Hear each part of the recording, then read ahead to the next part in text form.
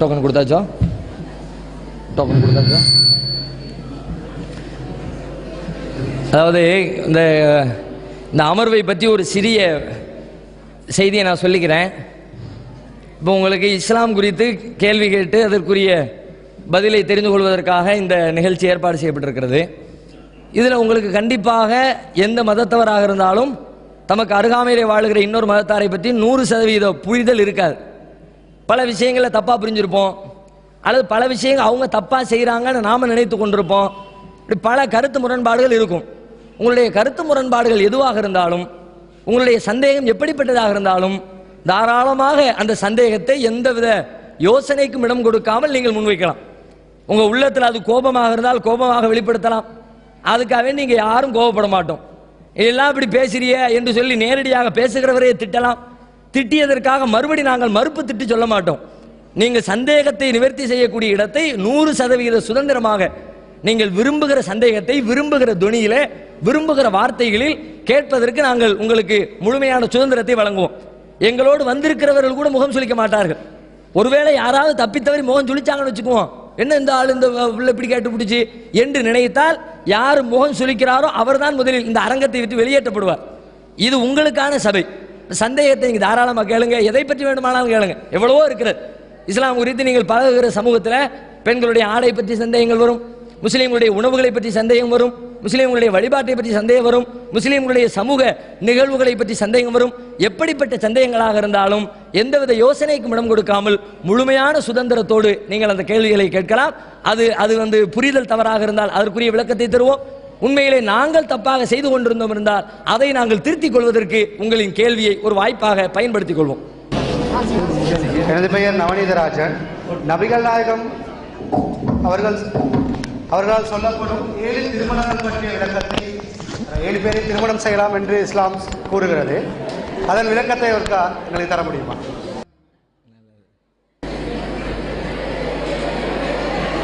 சகோதரர் நவநீதன் அவர்கள் ஒரு தேவையான கேள்வியை கேட்டிருக்கிறாங்க என்று சபையிலிருந்து எழக்கூடிய சப்தத்திலிருந்தே விளங்கிக்க முடிகிறது. ஏன்னா பெரும்பாலும் பெண்கள் சைடிலிருந்து இது கேட்கறதுக்கு நியாயம்னு அவங்க நினைப்பாங்க. நம்ம கேள்வி அவர் கேட்டாருன்னா அவருக்கு ஒரு சபாஸ் போட்டுக்குவாங்க. சரி, கேள்விக்குரிய பதிலுக்கு வருவோம். அதாவது நபிகள் நாயகம் 7 திருமணம் செஞ்சதாக சொல்கிறாங்களே, அப்படி செஞ்சுக்கிறதுக்கு அனுமதி இருக்குன்ற மாதிரி சொல்லப்படுகிறது. அது குறித்த விளக்கங்களை தரவும்னு கேட்குறாங்க. நபிகள் நாயகம் 7 திருமணம் செய்யலை. சகோதரர் குறைய சொல்லிட்டாரு. அவங்க 11 திருமணம் செஞ்சிருக்கிறாங்க. அவர்கள் 11 திருமணம் செய்ததற்கான காரணம் அதுவும் சொல்லப்படணும், உங்களுக்கு தெளிவுபடுத்தப்படணும். அது மாதிரி நாங்கள் அதை ஃபாலோ பண்ணுறது சம்மந்தமாக எங்களுக்கு தனி சட்டம். நபிகள் நாயகத்திற்கு திருமண விஷயத்தில் ஒரு தனி சட்டத்தை இறைவன் சொல்லியிருக்கிறான். அதை பின்பற்றக்கூடிய முஸ்லீம்களுக்கு அதில் தனி சட்டம். முஸ்லீம்களுக்கு என்ன செய்யலாம்னா அதிகபட்சமாக 4 திருமணங்கள் செய்து கொள்ளலாம். 1, 2, 3, 4 4க்கு மேலே கல்யாணம் பண்ணக்கூடாது. இதில் ரெண்டு விஷயம் 2 கேள்விகள் இருக்கிறது. 2க்குமான பதிலை நம்ம பார்ப்போம். முதல்ல இந்த 4 திருமணம் பண்ணுறதை எடுத்துக்கொண்டால் நபிகள் நாயகம் ஏன் பண்ணினாங்கன்றதை விட 1க்கு மேற்பட்ட திருமணங்கள் செய்வதற்கு அனுமதிக்கப்பட்டதற்கான காரணத்தை நீங்கள் விளங்கிக் கொள்ள வேண்டும். எதுக்கு இந்த அனுமதி வழங்கப்பட்டிருக்குன்னா ஃபர்ஸ்ட் இது அனுமதி தான். நான் 1க்கு மேற்பட்ட திருமணம் செய்ய வேண்டும் என்று இஸ்லாம் வலியுறுத்தலை. இஸ்லாத்தை பொறுத்த வரைக்கும் ஒருத்தர் 1க்கு மேற்பட்டு திருமணம் செய்வதாக இருந்தால் 2 திருமணம் செய்து கொள்ளலாம், 3 செய்து கொள்ளலாம், 4 வரைக்கும் செய்து கொள்ளலாம் என்று ஒரு அனுமதியை தான் வழங்கியிருக்கிறது. இந்த அனுமதியும் கூட பல்வேறு நிபந்தனைகளுக்கு உட்பட்ட அனுமதி. ஏதோ பொத்தாம்பதுவா எல்லாரும் கல்யாணம் பண்ணிக்கங்க அப்படி சொல்லலை. அப்படி சொல்லி இருந்தால் இருக்கிற எல்லாருமே இஷ்டத்துக்கு கல்யாணம் பண்ணியிருப்பாங்க. நீங்கள் உங்களோட பழகக்கூடிய சமூகத்தில் பாருங்க, எத்தனை பேர் 1க்கு மேற்பட்ட திருமணம் பண்ணியிருக்கலாம். முஸ்லீம்கள் எடுத்து பாருங்க. உங்களில் எப்படி ரேரா ஒரு 100க்கு ஒரு ஆள் இருக்கிறாங்களோ, ஒரு 200க்கு ஒரு ஆள் 2வது திருமணம் பண்ணியிருக்கிறாங்களோ, அது மாதிரி தான் முஸ்லீம் சமூகத்திலையும் திருமணம் செய்யக்கூடிய 1க்கு மேற்பட்ட திருமணம் செய்கிறவங்கள நீங்கள் பார்க்குறீங்க. இதுக்கு இஸ்லாம் பல கண்டிஷனை போட்டு வைத்திருக்கிறது. முதல்ல ஒன்று என்னன்னா, அவனுக்கு அதற்குரிய தேவை இருக்க வேண்டும். என்ன தேவை? ஒரு மனைவியோடு அவனது வாழ்க்கையை பூரணப்படுத்திக் கொள்ள முடியல, இன்னொரு மனைவி அவசியமாக தேவைப்படுகின்றது என்ற சூழல் அவனுக்கு இருக்கணும். அது மாதிரி சூழல் இல்லாமல் சும்மா போய் பார்க்குற பெண்ணெல்லாம் அழகா இருக்கிறது என்பதற்காக வேண்டி திருமணம் செஞ்சுக்க முடியாது. ஒரு மனைவிக்கு நோய் இருக்கலாம், ஒரு திருமணம் செஞ்சிருப்பாரு. திருமணம் செஞ்ச மனைவியோடு குடும்ப வாழ்க்கையில் இல்லறத்தில் ஈடுபட முடியாத அளவிற்கு அவங்களுக்கு ஏதாவது பிரச்சனைகள் ஏற்படலாம், அல்லது வேறு ஏதாவது சிக்கல்கள், மருத்துவ ரீதியான சிக்கல்கள் இருக்கலாம். அப்போ தன்னுடைய அந்த தாம்பத்திய தேவையை பூர்த்தி செய்து கொள்ள முடியாத நேரத்தில் ஒன்றுக்கு மேற்பட்ட இரண்டாவது திருமணத்தின்பால் ஒருவர் சென்றால் அதற்கு அனுமதி. ரெண்டாவது அப்படி திருமணம் செய்யும் போது கூட திருமணம் செய்யக்கூடிய அந்த ஆணுக்கு 2 பேரை திருமணம் செய்தால் 2 பேரையும் சம அளவிலே பாவிக்க வேண்டும். சம அளவில் பாவிப்பது என்று சொன்னால் அவர்களோடு குடும்ப வாழ்க்கையில் ஈடுபடக்கூடிய நாட்களாக இருந்தாலும் அவர்களுக்கு குடும்ப வாழ்க்கைக்கு கொடுக்கக்கூடிய பொருளாதார செலவினங்களாக இருந்தாலும் ஒரு பெண்ணுக்கு என்ன செய்கிறாரோ அதே அளவிற்கு இன்னொரு பெண்ணுக்கு செய்ய வேண்டும். 2க்கும் சமமாக இருக்கணும். இவருக்கு இந்த பெண்ணுக்கு முதல் பெண்ணுக்கு மாதம் 5000 ரூபாய் அவர் குடும்ப செலவுக்கு கொடுத்தால் அதே போன்ற 5000 ரூபாயை இரண்டாவது மனைவிக்கும் அவர் கொடுக்கணும். ஒருத்திக்கு 5000 ரூபாய் கொடுக்கறதுக்கு தான் வசதி, இன்னொருத்தருக்கு அவ்வளோ வசதி இல்லைன்னு 2000 ரூபாய் கொடுத்தால் அப்படி கொடுக்கக்கூடிய வசதியில் தான் அவருடைய பொருளாதாரம் இருந்தால் அவர் 2ஆம் திருமணம் செய்து கொள்ளக்கூடாது. திருக்குர்ஆன்ல 4வது அத்தியாயத்தில் 4வது வசனம், அந்த வசனத்தில் தான் இந்த விஷயம் சொல்லப்படுகிறது. ஒன்றுக்கு மேற்பட்ட திருமணங்கள் சம்பந்தமா அந்த வசனம் முடியக்கூடிய முடிவு வார்த்தை எப்படி இருக்கும்னா ஒயின் ஹிஃப்தும் அல்லா தாதிலு ஃபவாஹிதத்தன். இது குர்ஆன்ல இருக்கக்கூடிய அரபி டெக்ஸ்ட். இதுக்கு என்ன அர்த்தம்? நீங்கள் அவர்களோடு சமமாக நீதியாக நடக்க முடியாது என்று பயந்தால் ஒரே ஒரு பெண்ணோடு நிறுத்திக் கொள்ளுங்கள். சமத்துவமா வாழ முடியும்னா 2 கட்டிக்க, அதுவும் கட்ட வேண்டிய தேவையும் இருக்கணும். தேவையில்லாமல் கட்டக்கூடாது. சமத்துவம் கொடுக்க முடியாது என்று சொன்னால் அப்பவும் நீங்கள் கட்டக்கூடாது என்று இஸ்லாம் இந்த நிபந்தனைகளோடு 2ஆம் திருமணத்தை ஆதரிக்கிறது. இதுக்கு பல நியாயமான காரணங்கள் இருக்கிறது. என்ன காரணம் அப்படின்னா, ஒரு பெண்ணோடு குடும்பம் நடத்தும் பொழுது அந்த பெண்ணு தேவை போதலை பத்தலை என்று சொல்லும் பொழுது இன்னைக்கு சமூகத்தில் பெரும்பாலான ஆண்களை பாருங்க, குடும்ப வாழ்க்கையில் திருப்தி இல்லாம அந்த திருப்தியை பெறுவதற்காக வேண்டி வேற இடத்தை தேடி செல்றாங்க. அடுத்த விலை மாதர்கள்ட்ட போறாங்க, தப்பான உறவுகளை வச்சுக்கிறாங்க. அதனால் ஏற்படக்கூடிய கேடுகள் எல்லாம் சமூகத்தில் பார்க்கத்தானே செய்யறோம். ஒன்றுக்கு மேல திருமணம் பண்ண கூடாதுன்னு சொல்லிட்டதுனால வேற வழி இல்லாம அவங்க என்ன பண்றாங்க, அபிஷியலா உலகத்துக்கு தெரிஞ்சு, ஏன்னா அதிகாரப்பூர்வமா ஒரு மனைவியோடு குடும்பம் நடத்துவாங்களாம். ஆனா அதிகாரப்பூர்வம் இல்லாம ஒன்றுக்கு மேற்பட்டவர்கள் நடத்துறாங்களா இல்லையா? என்ன காரணம்? நீங்க அவங்களுக்கு முறையான அனுமதி கொடுத்திருந்தால் அது முறைப்படி சட்ட ரீதியாக போயிருக்கும். நீங்க முறைப்படி அனுமதி கொடுக்காதனால ஏற்பட்ட விளைவு என்ன? சமூகத்தில் சீர்கேடுகள். அடுத்த பெண்ணோடு போய் சவகாசம், அந்த பெண்ணுக்கு ஒரு குழந்தை உண்டாயிடுச்சுன்னு வச்சுக்குவோம், அந்த பெண்ணை பற்றி சமூகம் என்ன பேசும்? அந்த பெண்ணுக்கு சமூகத்தில் அந்தஸ்து இருக்குமா? அந்த பெண்ணுக்கு ஒரு குழந்தை உண்டாயிடுச்சு, குழந்தைக்கு அப்பா யாருன்னு கேட்டால் எப்படி சொல்லுவாங்க? அபிஷியலா முறைப்படி திருமணம் செய்திருந்தால் இவர் தான் என்னுடைய தந்தைன்னு இன்சியலை போட்டுக்கிட்டு சமுதாயத்துக்கு முன்னாடி தூக்கி வந்து நிப்பாட்ட முடியும். ஆனால் அபிஷியலான இந்த அனுமதியை நாம மறுக்கும் பொழுது அன்அபிஷியலாக முறை தவறி வேறு வழி இல்லாமல் சின்ன வீடு செட்டப்பை நோக்கி ஆண்கள் தள்ளப்படுகிறார்கள். அப்போ அவங்க சின்ன வீடு வச்சுக்கிட்டு சமூகத்தில் ஒரு பெரிய ஒழுக்கக்கேட்டை உருவாக்கிறாங்க. ஒரு தலைமுறை, தகப்பன் பேர் தெரியாத தலைமுறை உருவாக்கப்பட்டு விடுகிறது. இஸ்லாம் என்ன பார்க்கிறது? இப்போ இது மாதிரி இவன் பண்ணித்தான் ஆகணும், இல்லாட்டி தப்பு பண்ணிடுவான்ற கட்டம் வேற இருக்குது. பண்ணக்கூடாதுன்னா சட்டத்தை மீறிடுவான். அப்போ சட்டப்படி போட்டு வச்சா அந்த பெண்ணுக்கும் முறையான அங்கீகாரம் கிடைக்கும், அவளும் சமூகத்திலே தலை நிமிர்ந்து வாழ முடியும், அவளது பிள்ளைகளும் அவர் இறந்ததற்கு பிறகு அவருடைய சொத்திலிருந்து வாரிசுரிமையை பெற்றுக்கொள்ள முடியும், தங்களுடைய பெயருக்கு முன்னால் தன்னுடைய தந்தையின் இன்சிலை அதிகாரப்பூர்வமாக போட்டுக்கொள்ள முடியும். அப்போ ஒரு கௌரவமான சமூகம் உருவாக வேண்டும் என்று சொன்னால் கௌரவமான முறையிலே ஒன்றுக்கு மேற்பட்டதற்கு சில நேரங்களில் விதிவிலக்காக அனுமதி கொடுத்து தான் ஆக வேண்டும் என்ற காரணத்திற்காக இஸ்லாம் அந்த அனுமதியை கொடுக்கிறது. அது மட்டும் இல்லை, இன்னும் நீங்க யோசிச்சு பார்த்தீங்கன்னா இதற்கு பல காரணங்களை நீங்களே உங்களுடைய நடைமுறை வாழ்க்கையில நீங்கள் தெரிந்து கொள்ள முடியும். வேறு என்ன காரணம் அப்படின்னா, சமூகத்தில் எத்தனையோ பேர் திருமணம் முடிக்கிறாங்க. திருமணம் முடிச்சு கடைசி வரைக்கும் 2 பேரும் சேர்ந்தே வாழ்றாங்கன்னு எல்லா தம்பதியர்களையும் சொல்ல முடியாது. சில நேரத்தில் திடீர்னு விவாகரத்து ஆயிருது, கல்யாணம் முடிச்சு 1 வருஷம் 2 வருஷம் கூட ஆகல பிரிஞ்சிடறாங்க. அல்லது கல்யாணம் முடித்த கணவர் அவருக்கு ஏதாவது ஒரு துன்பம் ஏற்பட்டு நோய் ஏற்பட்டு மரணித்து விடுகிறார். பெரும்பாலும் சின்ன வயசுல இருக்கிற ஆட்கள் யாருன்னு எடுத்து பார்த்தால் பெண்களை விட ஆண்கள் தான் சதவீத அடிப்படையில் அதிகமாக இருக்கிறார்கள். கணக்குப்படி புள்ளி விவரம் என்ன சொல்லுதுன்னா, இறப்புல வயது வித்தியாசம் குறைந்த வயதிலே இறப்பவர்கள் ஆண்கள் தான். இது மாதிரி எத்தனையோ போர்க்களங்கள், யுத்த களங்களை நாடுகள் தோறும் சந்திக்கிறது. எல்லா நாட்டிலையும் சண்டை நடக்குது. பெரும்பாலான இடங்கள்ல சண்டை நடக்கும்போது சண்டையில் கொல்லப்படுறவங்க யாரு? ஆண்களா பெண்களா? 90% ஆண்கள் தான் கொல்லப்படுறாங்க. இப்போ ஆண்கள் சமூகத்தில் குறையும் பொழுது, மரணிக்கும் பொழுது அல்லது கொல்லப்படும் பொழுது அந்த இடத்துல ஏற்கனவே அவனை திருமணம் செய்த இந்த பெண்ணுடைய நிலை என்ன? கல்யாணம் முடிஞ்சு அந்த பொண்ணுக்கு 2 வருஷம் ஆச்சு, 20 வயசுல அல்லது 25 வயசுல கல்யாணம் பண்ணி கொடுத்தாங்க, 27 வயசு 2 வருஷம் கூட வாழல, கணவர் இறந்து விட்டார். இப்ப இந்த பெண்ணு காலாகாலத்திற்கும் வாழாவெட்டியாக இருக்க வேண்டும் என்று ஒரு சமூகம், ஒரு நியாயமான மனிதாபிமானம் உள்ள மனித உணர்வுகளுக்கு மதிப்பளிக்கிற சமூகம் சொல்ல முடியுமா? அந்த பெண்ணுக்கு திருமணம் முடிக்கணும்ன்ற எல்லாரும் ஒத்துக்குவோம். அதெல்லாம் ஒரு காலம் இருந்துச்சு. அது ஒருத்தர் இறந்துட்டாருன்னா முடிஞ்சு போச்சு. கணவன் இறந்துட்டா பொண்டாட்டியும் இறந்துட வேண்டியதான்.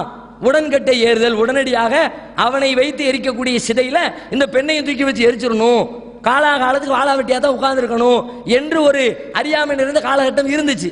ஆனா இன்னைக்கு நம்ம சமூகம் விழிப்புணர்ச்சி அடைந்ததற்கு பிறகு லெவல் என்ன? கல்யாணம், அவளுக்கும் வாழ்க்கை இருக்குது, அவளை முறைப்படி அடுத்தவங்களுக்கு கல்யாணம் முடிச்சு கொடுக்கணும்னு அடுத்த வரம் தேடுகிறார்கள். இப்ப யோசிங்க, இந்த கல்யாணம் முடிஞ்சு கணவனை இழந்து விவாகரத்தினாலோ அல்லது மரணத்தினாலோ வேறு காரணங்களினாலோ கணவனை இழந்து நிற்கிற ஒரு பெண்ணுக்கு மீண்டும் மறுவாழ்வு எப்படி கிடைக்கும்? புதுசா ஒரு ஆளை தான் கல்யாணம் பண்ணணும்னா ஏற்கனவே கல்யாணம் பண்ணி உட்கார்ந்து இருக்கிறவர் அவருக்கு மேட்ரு முடிஞ்சிருச்சு. புதுசா கல்யாணம் பண்ணக்கூடியவர் யாரை தேர்ந்தெடுப்பாரு? புதிதாக கல்யாணம் பண்ணக்கூடிய ஒரு ஆண் ஒரு விதவை பெண்ணை தேர்ந்தெடுப்பாரா? அப்படி தேர்ந்தெடுக்கிற ஆள் நம்ம லட்சத்தில் ஒருத்தர் இருப்பார். விதவை பெண் இருக்கிறாங்க, வாழ்வு கொடுக்கணும் என்று நினைக்கக்கூடியவங்க லட்சத்தில் ஒரு ஆள், கோடியில் ஒரு ஆள் தான் தேர்வாரு. ஒருவேளை சம்பந்தப்பட்டவர் அதற்கு உடன்பட்டாலும் கூட அவருடைய குடும்பத்தார் ஒத்துக்குவாங்களா? சம்பந்தப்பட்ட அந்த மணமகனுடைய தந்தையோ தாயோ, நீ ஆண்டா உனக்கு என்னடா குறைச்ச, நீ ஆள் நல்லா தானே இருக்க, நீ இதுக்கு அந்த பிள்ளைய போய் கட்டுற, ஏற்கனவே விவாகரத்தாய் உட்கார்ந்துருக்கிறா, புருஷன் இறந்து உட்கார்ந்துருக்கிறா, உனக்கு என்ன புதுசா ஒரு பொண்ணு கிடைக்க மாட்டாளா என்று ஒரு புது மணப்பெண்ணை தான் தேடுகிறார்கள். இப்ப இந்த பெண்ணுக்கு எப்படித்தான் வாழ்க்கையை கொடுக்கிறது? 27 வயசுல இருக்கிறவ 70 வயசு 80 வயசு வரைக்கும் வாழ்ந்தாலும் அந்த தாம்பத்திய சுகத்தை அடையாம தன்னுடைய இல்லற தேவைகளை பூர்த்தி செய்து கொள்ளாம அவளால் வாழ முடியுமா? அப்படி வாழ வச்சா என்ன ஆகும்? அப்படி நீங்க அவங்களுக்கு நீ அப்படித்தான் இருக்கணும்னு விதிச்சீங்கன்னா சமூகத்தில் அதனால கேடு வரும். ஒரு நாள் பொறுத்துக்குவா, ஒரு நாள் பொறுத்துக்க இயலாது. உணர்ச்சிகளை பொறுத்த வரைக்கும் ஒரு 50 வருஷத்துக்கு முன்னாடி இருந்த மாதிரியான சூழ்நிலை இன்னைக்கு சமூகத்தில் இல்லை. 50 வருஷத்துக்கு முன்னாடி லெவல் என்ன? நம்ம உணர்ச்சிகளை எல்லாம் கட்டுப்படுத்துற மாதிரி சமுதாயம் இருந்துச்சு. ஆனா இன்னைக்கு எப்படியா இருக்குது? எங்க பார்த்தாலும் ஆபாசம்.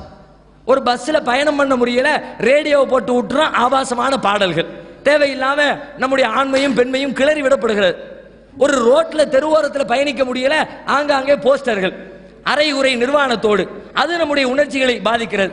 ஒரு பத்திரிகையை புரட்ட முடியல, ஒரு செய்தியை தெரிஞ்சுக்குவோமே அப்படின்றதுக்காக ஒரு தினசரி பத்திரிகையை, ஒரு மாத பத்திரிகையை புரட்டி பார்த்தோம்னா அப்படி மாத பத்திரிகையில வேக வேகமா புரட்டுறான், நடு பேஜ் வந்தவொடனே அப்படி திருப்பி வச்சு பார்க்கறான். என்னடா திருப்புறான்னு பார்த்தா நடு பேஜில் தான் ஸ்டில் படம் போட்டு வச்சிருக்கிறான். அப்ப பத்திரிகையில் ஆபாசம், பேப்பர்ல ஆபாசம், அதையெல்லாம் விட கேடு கட்டுத்தனமா டிவியில எந்த நேரம் பார்த்தாலும் 100% எந்த சேனலை திருப்புங்க, 90% சேனல்களுடைய அடிப்படை ஒன்னே ஒன்று, ஒரே ஒரு அடிப்படையில் தான் 90% சேனல். என்ன அடிப்படை? ஆம்பளை பொம்பளைங்கிற அடிப்படை. இந்த ஆம்பளை பொம்பளை கான்செப்ட் இல்லாம என்ன இருக்கு காட்டுங்க. ஒரு நாடகத்தை எடுங்க, ஒரு படத்தை எடுங்க, எந்த கன்றாவியை எடுத்து பார்த்தாலும் எல்லாம் இதுதான். நம்ம மக்கள் பார்க்கறது தானே பார்த்துக்கிட்டு உட்கார்ந்துருக்கிறோங்க. தமிழ் சேனலா பார்த்துக்கிட்டு இருக்கிறோம். தமிழ் சேனல்ல நம்ம அறிவை வளர்க்குற விஷயமா சொல்லப்படுகிறது. 4 மணி நேரத்துக்கு ஒரு நியூஸ் போடுவான். அந்த நியூஸ் 10 நிமிஷம் ஓடும், 12வது நிமிஷம் அடுத்து ஒரு அரஸ்ட் இல்லை, ஆஃப்டர் ஆயரோட ஒரு ஆணையோ பெண்ணையோ ஓட விடுவாங்க. இப்போ டிவியில இருந்து எதை எடுத்தாலும் சரி, எங்க பார்த்தாலும் நம்முடைய ஆண்மையையும் பெண்மையையும் கிளறிவிடக்கூடிய ஒரு சமூக சூழ்நிலையில் வாழ்ந்து கொண்டிருக்கிற ஒரு பெண்ணுக்கு முடியும். சாதாரணமா, அதாவது குடும்ப வாழ்க்கையை அனுபவிக்காத ஒரு பெண்ணா இருந்தா கூட அப்படியே இருந்துடலாம்னு சொல்லலாம். ஆனா ஏற்கனவே அனுபவித்த ஒரு பெண்ணால் எத்தனை நாட்களுக்கு இருக்க முடியும்? ஒவ்வொருத்தரும் தங்களை அசைப்பட்டு பாருங்க. திருமணம் ஆனவர்களையும் திருமணம் ஆனவர்கள் உங்களுடைய திருமணம் ஆகாத வாழ்க்கையோடு இந்த வாழ்க்கையை ஒப்பிட்டு பாருங்க. எல்லாருக்குமே பட்டவர்த்தனமா வித்தியாசம் தெரியும்.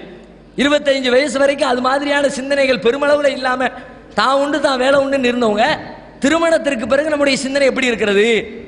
அந்த நேரத்தில் தன்னுடைய துணைவியை அல்லது தனது கணவரை இழந்து நிற்கிற ஒரு ஆணும் பெண்ணும் எப்படிப்பட்ட துன்பத்திற்கு ஆளாவார்கள் என்பதனை திருமணம் முடித்த ஒவ்வொருவரும் தெரிந்து கொள்ள முடியும். திருமணம் முடிச்ச நிலையில கணவன் மனைவி பிரிஞ்சு வாடுவாங்களே, அவங்கள்ட்ட போய் கேட்டு பாருங்க, அதனுடைய வழி தெரியும்.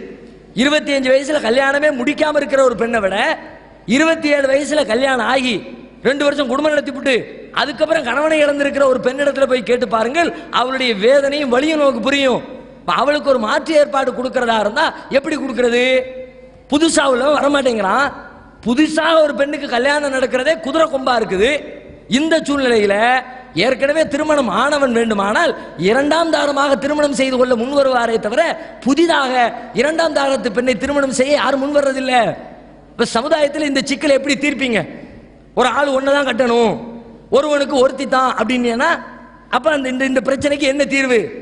இந்த பிரச்சனைக்கு தீர்வு காணாமல் நீங்கள் விட்டால் என்ன பிரச்சனை ஏற்படும் தெரியுமா?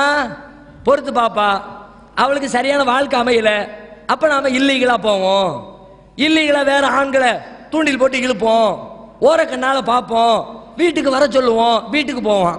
வீட்டுக்கு போனா என்னதுக்கு ஆகும்? அதுக்கு சாதாரண ஒரு குடும்ப பெண், ஒரு அபிஷியலான மனைவி ஒரு ஆணுக்கு எந்த அளவிற்கு கடமையாற்றுவாளோ அதையெல்லாம் விட பல 100 மடங்கு அன்அபிஷியலான பெண்கள் கடமையாற்றுவார்கள். ஏன்? எவ்வளவு நாளைக்கு இவன் இருப்பான்னு தெரியாது, இருக்கிற வரைக்கும் இவன் இருக்கிறதெல்லாம் பறிச்சுக்கணும், நாளைக்கே சமுதாயத்தில் பிரச்சனைனா அவனையும் நம்மளையும் சேரக்கூடாதுன்றவாங்க. அதனால முடிஞ்ச வரைக்கும் கறக்க வேண்டும் என்பதற்காக வேண்டி அதிகப்படியாக தியாகம் செய்யற மாதிரி நடிப்பா. ஒரு பொஞ்சாதி அப்படி நடிக்க தேவையில்லை. எங்க போயிட போறாரு, என்ன தெரிந்தாலும் நம்ம புருஷன் தானே, என்னத்தை செஞ்சாலும் அப்பாட்ட சொல்லலாம்ல, அம்மாட்ட சொல்லலாம்ல, சமுதாய தலைவர்கள் சொல்லலாம்ல என்று சொல்லி அந்த தைரியத்தில் உட்கார்ந்து சாப்பிடுங்கம்பா. அவ என்ன செய்வா? உட்காருங்க சாப்பிடுங்கன்னு ஊட்டி விடுவா. கை கழுவ போனா வீட்டில் கணவர் தானா சொம்புல தண்ணி எடுத்து கையை கழுவுவார். அந்த வீட்டில் அந்த அம்மா கொண்டு வந்து கை கழுவுறதுக்கு தண்ணி ஊற்றும். இவர் சாப்பிட்டு முடிச்சுட்டு கையை கழுவிட்டு கிடக்கிற டவல்ல போய் கை துடைக்கிறக்காண்டி இவர் நடந்து போவார் வீட்டில். அங்க அந்த அம்மா டவலை தூக்கி கொண்டு கொடுத்து தொடங்கன்னு சொல்லும். வழியோன்னு வழிஞ்சா என்னத்துக்கு ஆகும்? அவன் யோசிப்பான், நம்ம பொஞ்சாதியை விட இவதான ரொம்ப நம்மளை கவனிக்கிறா, அப்ப அவ தேவையில்லை, இவள்கிட்டே உட்காந்துக்கிறேன். 2வது திருமணத்துக்கு அனுமதி மறுக்கிற பல இடங்களில் முதல் திருமணத்தை முதல் கணவனை இழந்து விட்டு இருக்கிற சூழல் சமூகத்தில் ஏற்படுகிறது. இது தியரி இல்லை, வெறும் வரும் வாய் வார்த்தை இல்லை. நீங்க அன்றாட உங்களுடைய சமூகத்தில், உங்களுடைய தெருக்கல்ல, உங்களுடைய வீடுகள்ல, உங்களுடைய உறவினர்களுடைய வீடுகள்ல நீங்கள் சந்திக்கிற பிரச்சனையா இல்லையா? இதையெல்லாம் கணக்கில் கொண்டுதான் இஸ்லாம் சொல்லுது 2வது திருமணத்துக்கு அனுமதி கொடுத்து தான் ஆகணும். அனுமதி கொடுக்கலாட்டி சமுதாயத்தில் சிக்கலு, அன்னபிஷியலான உறவுகள் உருவாகும். இன்னும் சொன்னா நீங்க எங்களுக்கு போடப்பட்டிருக்கிற கட்டுப்பாடுகள் மற்ற சமூகங்களுக்கு போடப்படாத காரணத்தினால் இந்தியாவுடைய நிலைமை என்ன தெரியுமா? கணக்கு புள்ளி விவரத்தை எடுத்து பார்த்தால் எங்களுக்கு சட்டப்படி அனுமதி, முஸ்லீம்களுக்கு அரசியல் சட்டமும் அனுமதி வழங்கி இருக்கிறது, இஸ்லாமிய மார்க்க சட்டமும் அனுமதி வழங்கி இருக்கிறது 4 வரைக்கும் திருமணம் செய்து கொள்ள. மற்றவங்களுக்கு அனுமதி இல்லை. ஆனா 1க்கு மேற்பட்ட திருமணம் செஞ்சிருக்க ஆட்கள் யாருன்னு கணக்கெடுத்து பார்த்தால் அதுல முஸ்லீம்களுடைய சதவிகிதம் ரொம்ப கம்மியா இருக்கிறது. முஸ்லீம் அல்லாதவர்கள் தான் 2, 3 திருமணம் செய்தவர்கள். நீங்க பெரிய பெரிய தலைவர், உங்க பத்திரிகைகள்லாம் பார்க்கக்கூடிய பெருந்தலைவர்களை பாருங்களேன். பாராளுமன்ற உறுப்பினர்களை பத்தி நீங்க பத்திரிகைகள் படிச்சிருப்பீங்க. இந்தியாவில் தமிழகத்துடைய முதலமைச்சர்களை பத்தி நீங்க படிச்சிருப்பீங்க. எல்லாத்தையும் அப்படி ஒரு கிளான்ஸ் லைட்டா ஒரு பார்வை விடுங்க, பெரும்பாலான டிக்கெட் 2வது திருமணம் செஞ்சவங்களா தான் இருக்கிறாங்க. முஸ்லீம்கள் விரல் விட்டு என்ற மாதிரி தான் 2வது திருமணம். ஏன்? முஸ்லீமுக்கு போடப்பட்ட கட்டுப்பாடு அப்படி. தேவையினா தான் போகணும், தேவையில்லாம செய்யக்கூடாது, அப்படியே செஞ்சாலும் நீதமா நடக்கணும். அந்த கட்டுப்பாடு எல்லாம் இல்லாத காரணத்தினால நான் ஒரு அரசியலுக்காக வேண்டி சொல்லல, அந்த தமிழகத்து அரசியலை உற்று நோக்கக்கூடிய பல பேர் தெரிந்திருக்க வாய்ப்பு. அதனால சொல்லுகிறேன். தமிழகத்தில் இதற்கு முன்னாள் முதலமைச்சராக இருந்தாங்க. யார் இருந்தா? கருணாநிதி இருந்தார். கலைஞர் கருணாநிதி இருந்தார். கருணாநிதிக்கு எத்தனை மனைவிமார்? பத்திரிகையில் நீங்க படிச்சிருப்பீங்க. சில நேரத்தில் அவருடைய மனைவியோடு வருவார், பத்திரிகையில் எழுதுவாங்க. இன்றைக்கு முதலமைச்சர் அவர்கள் தன்னுடைய மனைவியோடு இந்த நிகழ்ச்சியில் மனைவி பேரை போட்டு தயாள் அம்மாளோடு கலந்து கொண்டாள் அப்படின்னு. அடுத்து 2வது நாள் அடுத்த பத்திரிகையில் வரும், இன்றைக்கு முதலமைச்சர் அவர்கள் தம்முடைய துணைவியாரோடு இந்த நிகழ்ச்சியில் பங்கெடுத்தார். அது என்ன மனைவி துணைவி 2 ஒன்று தானே? வார்த்தையை மட்டும் வித்தியாசப்படுத்திக்கிட்டா மனைவி இல்லைன்னு ஆயிருமா? 2 பேருமே பொஞ்சாதி தான்.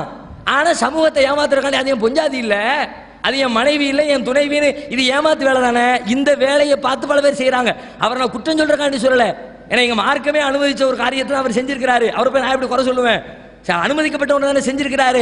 ஆகையினால இது மாதிரி மத்திய அரசாங்கம், இந்தியாவில் மத்திய அரசாங்கத்தினுடைய பெரும் தலைவர்கள்லாம் எடுத்து பார்த்தீங்கன்னா அது மாதிரி 1க்கு மேற்பட்ட திருமணம் செஞ்சவர்கள் நிறைய பேர் இருக்கிறாங்க. பெரிய பெரிய எழுத்தாளர்கள், தமிழ் ஆசிரியர் பயிற்சி பள்ளிங்கிறதுனால நான் ஒரு உதாரணம் கூட சொல்கிறேன்.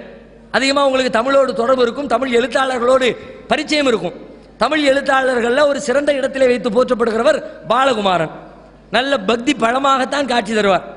அவருடைய தோற்றம், அவருடைய தாடி, அவருடைய விபூதி, அவருடைய பொட்டு, அது எல்லாமே பார்ப்பதற்கு ஒரு ஆன்மீக தோற்றத்தை ஏற்படுத்தக்கூடியதாகத்தான் அவருடைய தோற்றமே இருக்கும். பாலகுமாரன் அவர் எழுதிய எழுத்துக்களை வாசிக்கக்கூடிய வாசகர்கள் இலங்கையில் அதிகம் பேர் இருக்கிறார்கள் என்று கூட நான் ஒரு பத்திரிகையில படித்திருக்கிறேன். பாலகுமாரனுக்கு எத்தனை மனைவி? 2 மனைவி. அவர் யார்? முஸ்லீம் சமூகத்தை சார்ந்தவரா? இல்லை. ஆனால் அவர் செஞ்சது தப்பா? தப்பும் இல்லை. ஏன்? அதுக்கு அனுமதிச்சாதான் சமூகத்தில் ஒழுக்கம் நிலை பெறும். சமூகம் வந்து பாலியல் ரீதியாக கெட்டு போகாது. எனவே இப்படிப்பட்ட பல்வேறு காரணங்களுக்காகத்தான் இஸ்லாம் ஒன்றுக்கு மேற்பட்டு 2வது 3வது 4வது வரை ஒரு ஆண் திருமணம் செய்து கொள்வதற்கு இஸ்லாம் அனுமதிக்கிறது. இது ஒரு கேள்விக்கான பதில். 2வது அதுக்குள்ள இன்னொன்று கேட்டிருந்தாங்க, நபிகள் நாயகம் அதிகமான திருமணம் செஞ்சதுக்கு என்ன காரணம்? அது தனி டாபிக். அவங்களுக்கு இந்த காரணம் பொருந்தும், இந்த காரணம் பொருந்தும். இதோடு சேர்த்து எங்களை விட அதிகமாக அவர்கள் திருமணம் செய்ததற்கு இன்னும் ஒரு முக்கியமான காரணம் உண்டு. அது என்ன காரணம் என்று சொன்னால், நபிகள் நாயகத்தை வந்து இறைவனின் தூதர்னு சொல்றோம்ல, அவர் இறைவனின் தூதராக வாழ்ந்தவர்.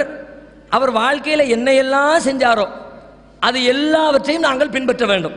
எங்களுக்குள்ள கடமை என்னன்னா, அவர் எப்படி சொன்னாரோ அப்படி தொழுகிறது மட்டும் இல்லை, அவர் சொன்ன மாதிரி வழிபாடு செய்யறது மட்டும் இல்லை. நான் என் மனைவியோடு குடும்ப வாழ்க்கையில் ஈடுபட்டா அவர் எப்படி ஈடுபட்டாருங்கிற விஷயத்தை தெரிந்து கொண்டு தான் ஈடுபடணும். எங்களுக்கு போடப்பட்ட ஆர்டர் படுத்தான். நான் சிறுநீர் கழிக்க போறேன், ஏன் நான் என்னுடைய சுய தேவையை நிறைவேற்ற போறேன், நான் சும்மா இருந்துட முடியாது. அவர் ஆர்டர் போட்டிருப்பார், சிறுநீர் கழிக்கிறதுக்கு என்ன ஒழுங்குகள், அவங்க என்ன எல்லாம் செஞ்சாங்க, சிறுநீர் கழிச்சிட்டு எப்படி சுத்தம் செய்யணும், பெரிய அதுக்கு ஒரு பெரிய லெக்சரே கொடுத்து வச்சிருப்பார்.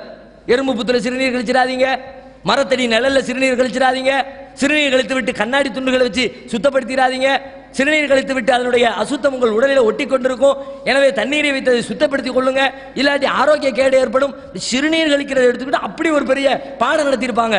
இப்படி ஒன்னையும் பார்த்து பார்த்து பார்த்து சாப்பிடுறது எப்படி, தூங்குறது எப்படி, வியாபாரம் செய்யறது எப்படி, இப்படி எல்லா விஷயங்களையும் அவர் எப்படி செய்தாரோ அப்படித்தான் நாங்கள் செய்ய வேண்டும் என்று எங்களுக்கு விதிக்கப்பட்டிருக்கிறது.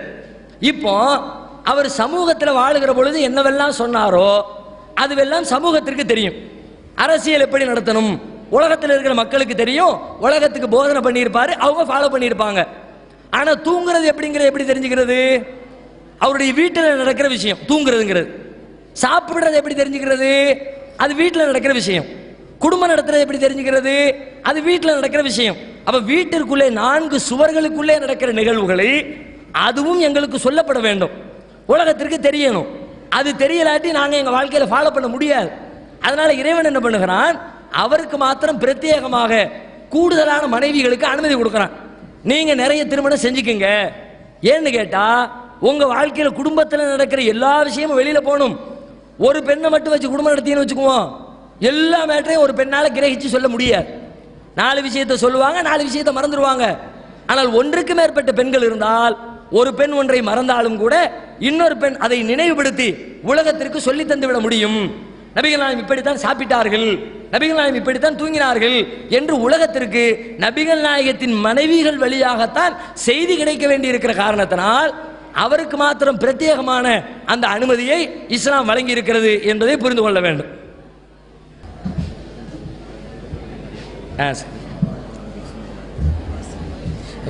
பேப்பர்ல வேண்டாமா கேட்க சொல்லிருங்க.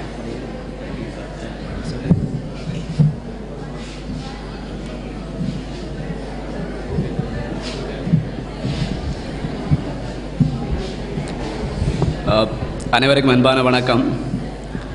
இப்போ இந்த எங்களுடைய இஸ்லாமிய சகோதரர் சொன்ன ஒரு கருத்து, சைவ சமயம் சம்பந்தமாக சொன்ன ஒரு கருத்து, பித்தாபுரை சூடி சுந்தரமூர்த்தி சுவாமிகள் பாடினது வேறு, அது தொடர்பாக அது பொய்ப்பிக்கப்பட்ட கருத்து என்று சொல்லி ஒரு கருத்தை சொன்னார். இது சம்பந்தமாக நான் இந்த 2 விஷயம், ஒரு சில சமய அடிப்படை, நான் சைவ சமயத்தை சார்ந்தவன் என்ற வகையில் ஏனைய மதங்களை மதிக்கிறேன், என்னோட சமயத்தின் மீது பற்று காட்டுகின்றேன்.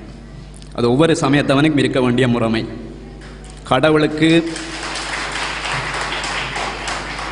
கடவுளுக்கு சமயம் இல்லை என்றது என்னுடைய கொள்கை. கடவுளுக்கு சமயம் இல்லை. மிக 21ஆம் நூற்றாண்டில் நான் வாழுகின்ற நாங்கள் எவ்வளவோ காலத்துக்கு பின்னரை வந்துவிட்டோம். மிக அவதானமாக சில விஷயங்களை பேச வேண்டியிருக்கு. சமயம் என்று சொல்கிறது என்னை பொறுத்தவரையில் அது பற்றி ஒரு கருத்தை தெரிவிக்கிறதுன்றது மிக கஷ்டமான விஷயம். நான் சமயத்தை பற்றி அதிகம் பேசுகிறதில்லை. நான் படிப்பிக்கிற பாடமே தமிழ் உளவியல் சார்ந்த பாடங்கள்.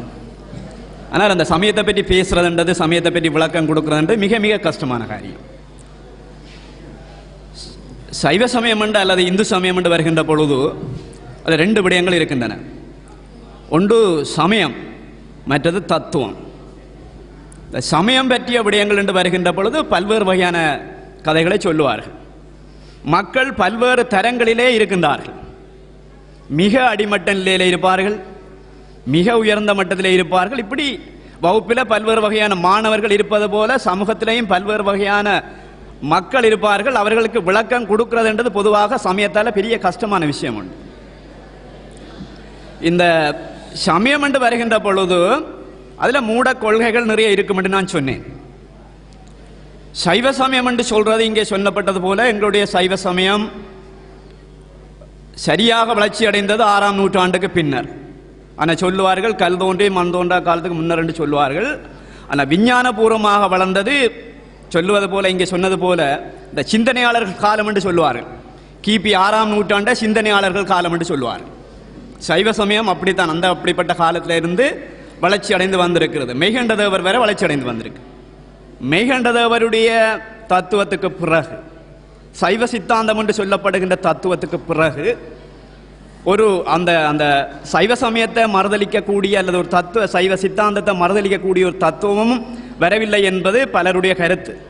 நான் அதில் அந்த விவாதத்துக்கு போக இல்லை. என்னென்னு சொல்லி சொன்னால் இந்த இதிகாசங்கள் புராணங்கள் என்று 2 விஷயம் இருக்கு சமயத்தில். இதிகாசங்கள் புராணங்கள் சாதாரண மக்களுக்கு சமய உண்மைகளை விளங்கப்படுத்துவதற்காகத்தான் இந்த இதிகாசங்கள் புராணங்கள் என்று இந்தியாவிலே தோன்றின. இதிகாசம் என்று சொல்லி சொன்னால் அது வரலாறு அல்ல. சில பேர் சொல்லுவார்கள் சிங்களத்தில் இதிகாசம் என்று சொல்லி சொன்னால் வரலாறு, அதல்ல. இதிகாசம் என்று சொல்லி சொன்னால் வரலாறு அல்ல. இப்படி இருந்தானாம் இப்படி இருந்தாலாம் என்று சொல்றதுதான் இதிகாசம். இந்தியாவில் அயோத்தி என்று ஊர் இருந்ததாம், ராமன் என்று இருந்தானாம், தசரதன் என்று இருந்தானாம், அவனுக்கு பல மனைவிமாராம் என்று சொல்லி ஆம்போட்டு சொல்லுவாங்க. அப்படி இருந்தது என்று சொல்ல மாட்டான் கடைசி வரை. அந்த மாதிரி அந்த சமய உண்மைகளை ராமாயணம் பாரதம் என்று சொல்லப்படுகின்ற பல விடயங்கள் சமய உண்மைகளை தெளிவுபடுத்துவதற்காக அல்லது சமய உண்மைகளின் பால் செல்வதற்காக தோற்றம் பெற்றவை. அந்த மாதிரி தான் இந்த புராணங்களும் அப்படித்தான். புராணம் என்றது புராதனமானது.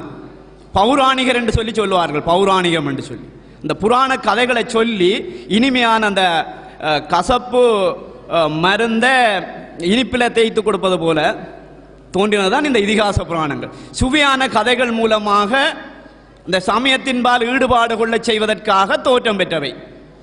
அது இங்கே சரியாக பார்த்தால் இந்த 2 விதமான விஷயங்கள் வரும்.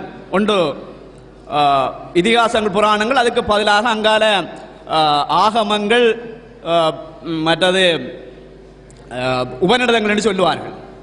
இது வேதத்தை மறுத்து எழுந்த பொழுது எங்களோட கௌதம புத்தர் மகாவீரர் போன்றவர்கள் வேதத்தை மறுத்து கூறிய பொழுது தோன்றியவை. சாதாரண மக்களுக்கு இதிகாசங்கள் புராணங்கள், அறிஞர் மட்டத்தில் உள்ளவங்களுக்கு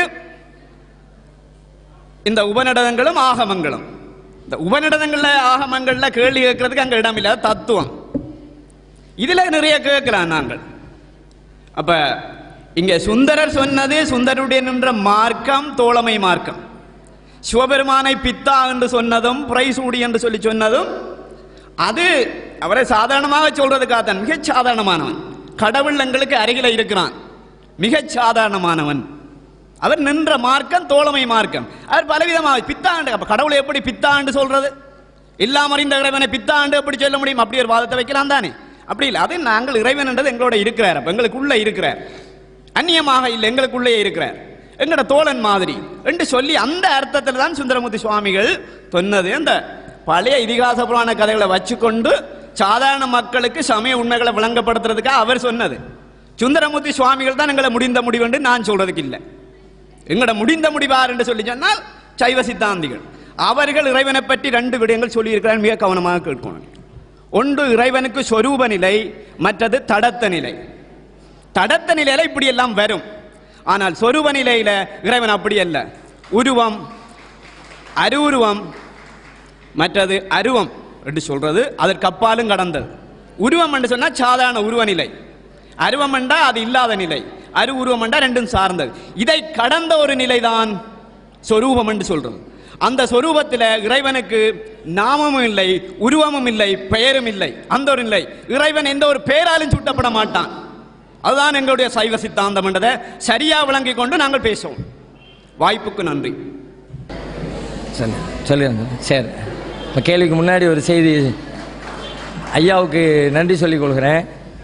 நான் பொதுவாக நாங்கள் இதை தான் வரவேற்கிறோம். எங்களுடைய நிகழ்ச்சி வந்து ஏதோ நீங்கள் என்கிட்ட கேட்டீங்க, நான் என்னத்தையோ ஒன்று சொன்னேன், அதில் வந்து எங்களுக்கு திருப்தியே கிடையாது.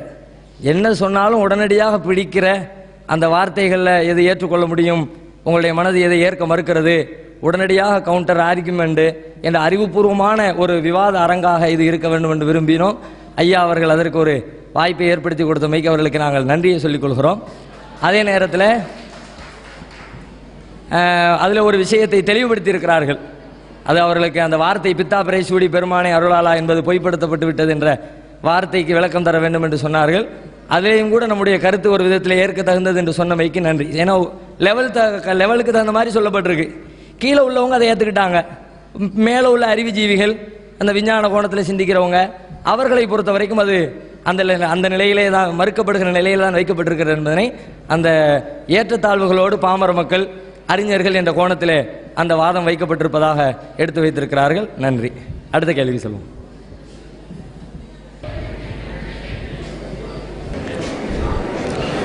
பாரத நாட்டிலே இருந்து இங்கே வருகை தந்திருக்கின்ற சகோதரர் அவர்களுக்கு எனது இனிய வந்தனங்கள். உண்மையாக அதாவது உங்களிடத்திலே கேட்க போகிற கேள்வியானது ஒரு சூக்ஷ்மமான விஷயம். சூக்ஷ்மம் என்றால் கண்ணுக்கு தெரியாதது. நீங்கள் குறிப்பிட்டீர்கள் நபிகள் நாயகத்திற்கு மாத்திரமே அந்த இறைவனிடத்திலே இருந்து அந்த கருத்துக்கள் சென்றடைந்தன என்று. அதுபோலத்தான் சந்திரன் சிவபெருமானுடைய தலையிலே இருக்கிறது என்று எங்களுடைய இந்து மதத்திலே குறிப்பிடப்பட்டிருக்கிறதை நீங்கள் எடுத்து கூறினீர்கள். தூளம் சூக்ஷ்மம் என்கிற 2 நிலைகள் இருக்கின்றன. அதுவும் எங்களுடைய இந்து மதத்திலே இந்த சூக்ஷ்ம நிலை என்பதை சாதாரண எங்களை போன்ற நாயிற்கடையாய் கிடந்த அடியேற்கு என்பதை போல அப்படி கீழான நிலையிலே இருப்பவர்களை போன்ற எங்களை போன்றவர்களுக்கு அதனை பற்றிய விளக்கங்களை சொல்ல முடியாது. நபிகள் நாயகம் போன்ற உயர்ந்த யோக நிலையிலே இருப்பவர்களுக்குத்தான் அத்தகைய கருத்துக்களை சிவபெருமானுடைய நிலையானது சூக்ஷ்ம நிலையிலே எவ்வாறானது, அவருடைய அந்த அண்ட பகிரண்ட பாதாள என்று எத்தனையோ உலகங்களை இவற்றிலே முழுமையாக இறைவன் நிறைந்திருக்கின்றான் என்று இந்து மதத்திலே கூறப்பட்டிருக்கிறது. அதுபோலத்தான் அந்த சூக்ஷ்ம நிலையிலே தான் இறைவனுடைய சிரசிலே எங்களுக்கு கண்ணுக்கு தெரியாத நிலையிலே இறைவனுடைய பிறை இருப்பதாக சொல்லப்பட்டிருக்கிறது என்பதையும் உங்களுக்கு தாழ்மையோடு தெரிவித்துக் கொள்வதோடு, அன்பான எனக்கு மிகவும் தெரிந்து கொள்ள வேண்டிய ஒரு விடயத்தை உங்களுக்கு கூற வேண்டுமே கேட்டுக்கொள்ள விரும்புகின்றேன். அதாவது உண்மையான முஸ்லீமாக, நிறைந்த மேலான ஒரு முஸ்லீமாக இந்த உலகத்திலே ஒருவன் வாழ்வானாக இருந்தால், மறுபிறவியிலே மரணத்தின் பிற்பாடு அவன் எந்த மாதிரியான ஒரு மேலான நிலையினை அந்த மனிதன், அந்த இஸ்லாமியர் அடைகின்றார் என்பதனையும், அந்த மேலான நிலையிலே இறைவனிடத்திலே செல்வதாக இருந்தால் அது மிகவும் உயர்ந்த நிலை.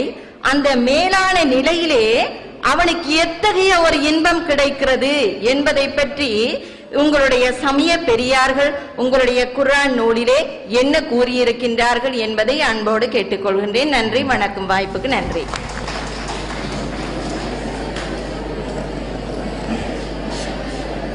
சகோதரி ஒரு 2 விஷயங்களை சொல்லியிருக்கிறாங்க.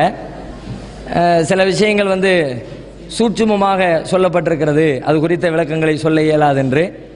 அதில் தான் இஸ்லாம் கொஞ்சம் வேறுபட்டு இருக்கிறது. நான் உங்கள் மதத்தை பற்றி முழுமையான ஆய்வு இல்லை என்று சொன்னாலும் இஸ்லாமிய குறித்து ஓரளவுக்கு படித்தவன் என்ற அடிப்படையில் அந்த புள்ளியில் இஸ்லாம் வேறுபடுகிறது. என்ன, நான் தெரிஞ்சது இஸ்லாம் தானே, அதை பற்றி தானே நான் சொல்ல இயலும். இஸ்லாத்தை பொறுத்த வரைக்கும் அது மாதிரி புரியாத விஷயங்கள் என்று எதுவுமே கிடையாது. 100க்கு 100% பாமரன் முதற்கொண்டு பெரும் படித்தவர் வரை, பெரும் அறிஞர்கள் வரை அத்தனை பேரும் இலகுவாக விளங்கி புரிந்து வாழ்க்கையிலே செயல்படுகிற அம்சங்களை தவிர வேறு எந்த ஒரு அம்சத்தையும் இஸ்லாம் உலகத்திற்கு முன்வைக்கவில்லை. ஏன்னா குர்ஆனிலேயே பல்வேறு இடங்களில் குர்ஆன் திரும்ப சொல்லக்கூடிய செய்தி என்னன்னா, வலகத் யஸ்ஸர்னல் குர்ஆன லிذிக்ர் ஃபஹல் மின் முத்தக்கிர். இது குர்ஆனில் வரக்கூடிய பல்வேறு இடங்களில் வரக்கூடிய ஒரு அரபி வாசகம். இதற்கான பொருள் என்னவென்றால், இந்த குர்ஆனை, இந்த புத்தகத்தை, வேத புத்தகத்தை வாசிப்பதற்கு மிக எளிதாக ஆக்கி தந்திருக்கிறோம். ஃபஹல் மின் முத்தக்கிர், இதை வாசித்து விளங்கிக் கொள்வோர் உண்டா, அதை புரிந்து கொண்டு செயல்படுவோர் உண்டா என்று பல்வேறு இடங்களில் குர்ஆன் கேள்வி எழுப்புகிறது. எனவே பாமரன் முதற்கொண்டு படித்தவர் வரை அத்தனை பேருமே இலகுவாக விளங்கிக் கொள்கிற ஒரு அம்சம்தான் இஸ்லாமிய பார்வையில் இஸ்லாத்தின் போதனைகளாக இருக்கிறது என்பது ஒன்று.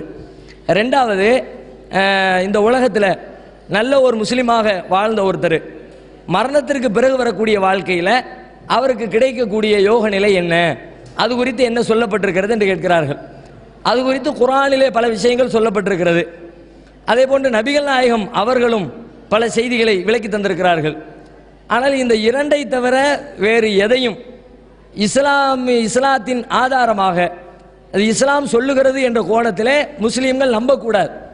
ஏன் இதை சொல்கிறேன் என்றால், உங்களுடைய சமய பெரியார்கள் சொன்னது எதுவும் உண்டா என்ற ஒரு வார்த்தையை அதில் சேர்த்தாங்க. இஸ்லாத்தை பொறுத்த வரைக்கும் பெரியார்களுக்கு வேலையே கிடையாது. ஒருவர் அறிந்திருக்கிறார் என்றால் அவர் குர்ஆனை அறிந்தவர், நபிகள் நாயகத்தின் நபி மொழிகளை அறிந்தவர். அந்த குர்ஆனையும் நபி மொழிகளையும் அறிந்து பிறருக்கு கற்றுக் கொடுக்கிற இருப்பதை எடுத்து சொல்கிற ஒரு ஆசிரியராகத்தான் அவர் இருக்க முடியுமே தவிர, அவராகவே குர்ஆனிலே இஸ்லாத்திலே புதிய கருத்துக்களை சொல்வதற்கோ புதுமையான தகவல்களை மக்களுக்கு சொல்வதற்கோ இஸ்லாத்தில் அனுமதியே கிடையாது. நபிகள் நாயகம் வாழுகிற காலத்திலே இஸ்லாம் முழுமைப்படுத்தப்பட்டு விட்டது. இஸ்லாமிய நம்பிக்கைப்படி இஸ்லாத்தை நபிகள் நாயகம் வாழுகிற காலத்தில் அதில் எந்த ஒன்றும் சேர்க்கவும் இயலாது, அதில் எந்த ஒன்றையும் உள்ளிருப்பதை நீக்கவும் இயலாது. நபிகள் நாயகம் காலத்தில் முழுமைப்படுத்தப்பட்ட வேதம்தான் இந்த 1400 ஆண்டுகளுக்கு மேலாக முஸ்லீம் சமூகம் அதை பாதுகாத்து வருகிறது. அதிலே என்ன சொல்லப்பட்டிருக்கிறதோ அதைத்தான் முஸ்லீம்கள் பின்பற்றி நடக்க வேண்டும். அந்த அடிப்படையில் இந்த மரணத்திற்கு பிறகு வரக்கூடிய வாழ்க்கையை பொறுத்தவரை அதிலே 2 விஷயங்கள். ஒன்று, மரணத்திற்கு பிறகு வருகிற வாழ்க்கை ஒரே ஒரு வாழ்க்கை தான். இஸ்லாமிய நம்பிக்கைப்படி மரணத்திற்கு பிறகு வருதல் என்பது ஒரு வாழ்க்கை தான். ஒன்றுக்கு மேற்பட்ட பிறவிகள் என்பது கிடையாது. மறுபிறவி என்று சொல்கிறார்களே, 7 ஜென்மம் மறுபிறவி இஸ்லாத்தில் உண்டு. ஆனால் 7 ஜென்மங்கள் என்பது கிடையாது. ஒரு பிறவியில் பிறந்து அடுத்த பிறவி என்று வேறு வேறு வடிவங்கள் பெறக்கூடிய அந்த கான்செப்ட், அந்த கருத்து இஸ்லாமிய அடிப்படைக்கு எதிரானது. இஸ்லாம் என்ன சொல்கிறது? உலகத்தில் ஒருத்தர் பிறந்து வாழ்கிறார், அவர் இறைவன் சொன்ன அடிப்படையிலே வாழ்ந்து மரித்தால் அவருக்காக உயர்தரமான சுவர்க்கத்தை தயாரித்து வைத்திருப்பதாக குர்ஆன் பல இடங்களில் சொல்கிறது. அந்த சுவனத்தை பற்றி உண்டான விரிவான விளக்கங்களை நபிகள் நாயகம் சொல்கிறார்கள். அது நல்ல பச்சை பசேல் என்ற தோட்டம் துறவுகளாக இருக்கும். அதிலே நன்றாக ஆற்று நீர் சலசலத்து ஓடிக்கொண்டிருக்கும். சின்னஞ்சிறு குழந்தைகள் எல்லாம் கைகளில் குவளைகளை தூக்கி கொண்டு உபகாரம் செய்வதற்கு ஓடி வருவார்கள். பால் ஆறுகளும் தேன் ஆறுகளும் சுவைமிக்க நன்னீர் ஆறுகளும் அங்கே பெருக்கெடுத்து ஓடிக்கொண்டிருக்கும். அவர்களுடைய இன்பம் தீர்ப்பதற்கான ஆண்களுக்கு பெண்களும் பெண்களுக்கு ஆண்களுமான ஜோடிகள் இருப்பார்கள். அந்த ஜோடிகள் அனைவருமே பரிசுத்தமானவர்களாக இருப்பார்கள். அந்த சுவர்க்கத்திலே என்றென்றும் நிரந்தரமாக தங்கியிருப்பார்கள். அங்கிருக்கிற கனிகளை எல்லாம், மரங்களில் இருக்கிற கனிகள் எல்லாம் மிக தாழ்ந்து கிடக்கும். விரும்புகிறவர் விரும்புகிற நேரத்திலே பறித்து சாப்பிடுகிற விதத்திலே அதனுடைய அமைப்பு அமைந்திருக்கும். சுருக்கமாக சொல்வதாக இருந்தால், வலஹும் ஃபீஹா மா தஸ்தஹீஹில் அன்ஃபுஸ். இது மாதிரி எக்கச்சக்கமான விளக்கங்களை சொல்லிவிட்டு ரத்தின சுருக்கமாக ஒரே ஒரு வாசகத்தின் மூலமாக இறைவன் இதை நிவர்த்தி செய்கிறான். அங்கே மனிதர்களின் உள்ளம் எதையெல்லாம் விரும்புமோ அதுவெல்லாம் உண்டு. அங்கே சட்டங்கள் கிடையாது, அங்கே வழிபாடுகள் கிடையாது, அங்கே கட்டளைகள் கிடையாது. மனித உணர்வு சிந்தனை எதையெல்லாம் விரும்புகிறதோ அவை அனைத்தையும் நிறைவேற்றிக் கொள்ளக்கூடிய ஒரு சுந்தர வனமாக சுவர்க்கம் இருக்கும். அந்த சுவர்க்கத்தை உலகத்திலே நல்ல முஸ்லிமாக வாழ்ந்து இறைவனும் இறைவனின் தூதரும் சொன்ன அடிப்படையிலே வாழ்ந்து சென்றவர்களுக்கு இறைவன் தயாரித்து வைத்திருப்பதாக குர்ஆன் சொல்லி காட்டுகிறது. அதாவது, எவன் ஒருவன் பிறரை நேசிப்பானோ அவனை மற்றவரையும் நேசிப்பான். அதுவே கடவுளை நேசிப்பதற்கு சமமாக அமைகின்றது. ஆகவே ஒரு தனிமனிதனுடைய மாற்றமே உலக மாற்றம் என்று கூறப்படுகிறது. அவ்வாறு காணப்படுகின்ற போது நாம் இந்த உலகில் காண்கின்றோம் பல்வேறுபட்ட நபர்களை, அதாவது ஆன்மீகவாதிகளை நாங்கள் காண்கின்றோம். அதே சந்தர்ப்பத்தில் தீவிரவாதிகளை நாங்கள் காண்கின்றோம். இவ்வாறு இருக்கும் போது, அதாவது இறைவனுடைய அந்த கான்சியஸ் சொல்லுவாங்க, இறைவனுடைய அனுக்கிரகம், அந்த அருள், இந்த உலக மாற்றம், அதே போல இவ்வாறான நபர்களுக்கு இடையில எவ்வாறு தொடர்பு, அதே போல அந்த இறை அனுகிரகம் எவ்வாறு இந்த உலக மாற்றத்துக்கு உதவும் என்பதை நீங்க இஸ்லாமிய அந்த மார்க்கெட்டினூடாக தெளிவுபடுத்து என்று கேட்கின்றேன்.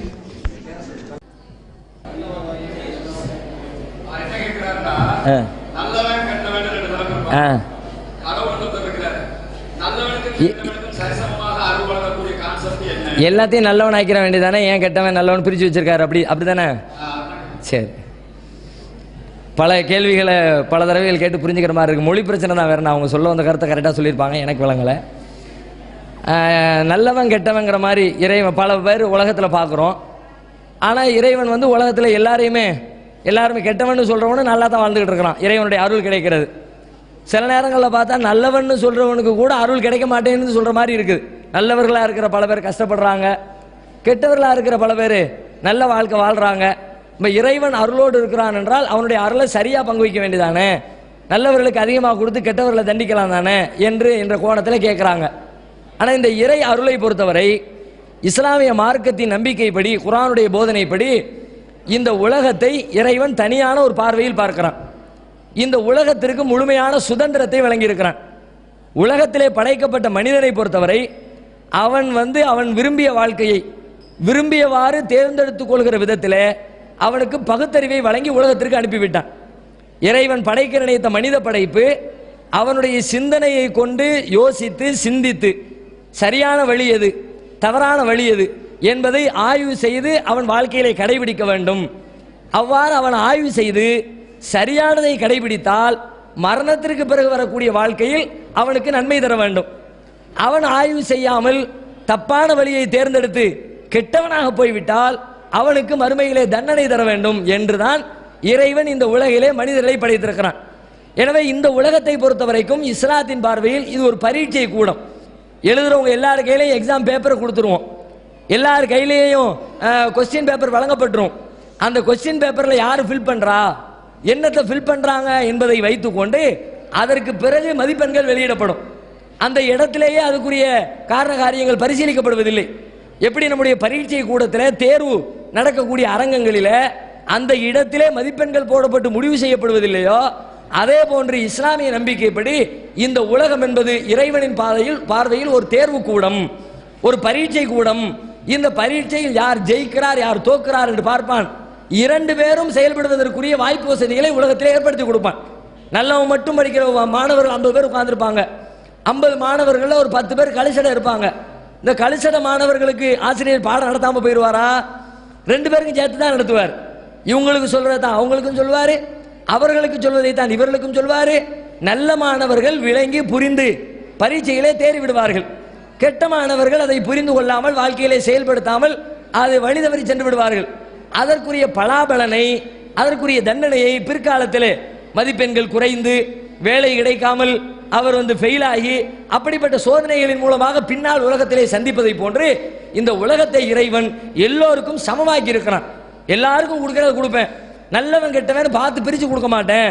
அவனுக்கு அறிவு கொடுத்திருக்கிறேன், அந்த அறிவை வைத்துக் கொண்டு அவன் செயல்பட வேண்டும். செயலிலே சரியாக செயல்பட்டால் மறுமையிலே வெற்றி, மரணத்திற்கு பிறகு வரக்கூடிய வாழ்க்கையிலே சுவர்க்கம்.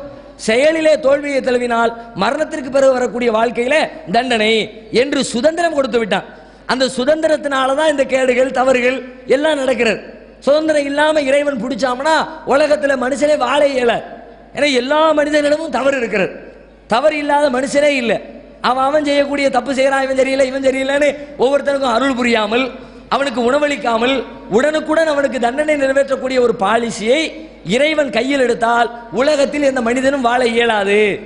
எனவே மறுமை என்ற ஒரு வாழ்க்கையை வைத்து இங்க செய்யக்கூடிய காரியத்துக்கு மறுமையில வா, மரணத்துக்கு பிறகு வருவல்ல அங்க நான் உன்னை பார்த்துக்கிறேன். யதார்த்தமா நம்முடைய மனித உள்ளம் கூட அதைத்தான் ஆசைப்படுகிறது. இப்படி ஒரு வாழ்க்கை இருந்தா நல்லா இருக்குமே. எப்படி ஒரு வாழ்க்கை? உலகத்தில் நீங்க பாக்குறீங்க எத்தனையோ நல்லவர்கள் தப்பு செஞ்சு அநியாயமா மாட்டிக்கிறாங்க, தப்பு செய்யாமலே அநியாயமா மாட்டிக்கிறாங்க. எத்தனையோ கெட்டவர்கள் தொடர்ந்து தப்பு செஞ்சுக்கிட்டே இருக்கிறாங்க, எந்த தண்டனையுமே இல்லை. சில பேர் தண்டிக்கப்பட்டால் கூட அவர்கள் செய்த குற்றத்திற்கு தகுந்தாற் போன்று தண்டனை கொடுப்பதில்லை. ஒரு ஆள் 10 பேரை கொலை பண்ணிட்டான், அவனுக்கு இந்த உலகத்தில் வழங்கப்படக்கூடிய அதிகபட்ச தண்டனை என்ன? 10 பேரை கொலை பண்ணினாம்னா இவனால் 10 பேர் சித்திரவதை அனுபவித்திருக்கிறார்கள், 10 பேர் உயிர் பறிக்கப்பட்டிருக்கிறது. அந்த 10 பேர் பட்ட வேதனையின் அளவுக்கு இவனுக்கு வேதனை கொடுக்கணும்ல, அதுதானே உலகத்தில் உள்ள நியாயமான தண்டனையா இருக்கும். ஆனா உலகத்தில் அப்படி கொடுக்க முடியுமா? அதிகபட்சமா மரண தண்டனை கொடுக்கலாம்.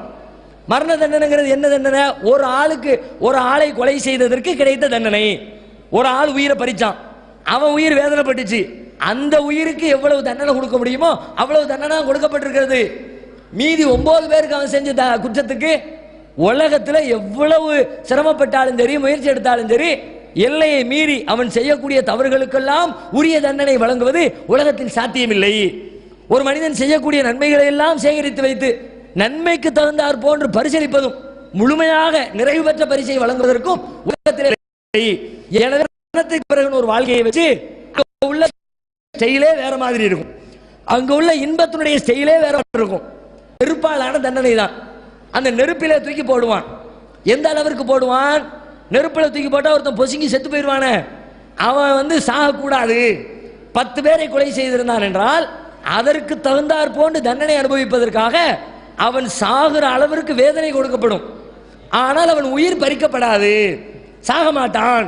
ஒருத்தர் செத்தா எவ்வளவு வேதனை இருக்குமோ அந்த வேதனை தெரியும் அவனுக்கு. ஆனா சாக விடாமல் இறைவன் அவனை பாதுகாத்து பாதுகாத்து திரும்ப திரும்ப திரும்ப அந்த 10 பேர் அனுபவித்த வேதனை அவனுக்கு வழங்கி விட்டுத்தான் அதற்கு பிறகுதான் அவனை நரகத்திலிருந்து வெளியில எடுப்பான் என்று இஸ்லாம் சொல்லுகிறது. எனவே அது மாதிரி மறுமையில தான், மறுமை வாழ்க்கை என்பது அவசியமான ஒன்று. அங்கதான் மனுஷனுக்கு சரியான முறையில் இறைவனின் அருளையும் இறைவனின் தண்டனையும் பிரித்து பார்க்க முடியும். உலகத்தில் நல்லது செஞ்சவனுக்கு எல்லாம் மறுமையில தான் சரியான கூலி கிடைக்கும். உலகத்தில் சரியான கூலி கிடைக்கிறது இல்லை. நல்லதை செய்யறவன் ஒருத்தன் பேரை தட்டிட்டு போறது இன்னொருத்தன் உலகத்தில் பார்க்கிறோம். ஆனா அங்க அப்படி நடக்காது. இறைவனுடைய தீர்ப்பில், இறைவனுடைய ஜட்ஜ்மெண்ட்ல மறுமையில எவன் நல்லது செய்தாரோ அவருக்கு தான் அதற்குரிய கூலி, யார் தீங்கு செய்தாரோ அவருக்கு தான் அதற்குரிய கூலி. இந்த உலகத்தில் நல்லது செய்தாலும் கெட்டது செய்தாலும் உடனுக்குடன் உலகத்தில் எந்த தீர்ப்பும் வழங்குவதில்லை என்ற விதியை இறைவன் வைத்திருக்கிறான். எனவே இறைவனின் அருள் உலகத்திற்கு நல்லவன் கெட்டவன் என்ற பேதமை இல்லாமல் அனைவருக்கும் பொதுவாகத்தான் வழங்கப்படும்.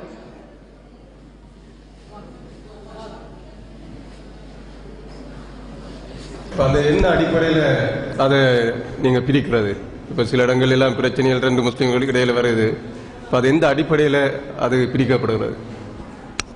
ஐயா ஒரு நல்ல கேள்வி கேட்டிருக்கிறாங்க.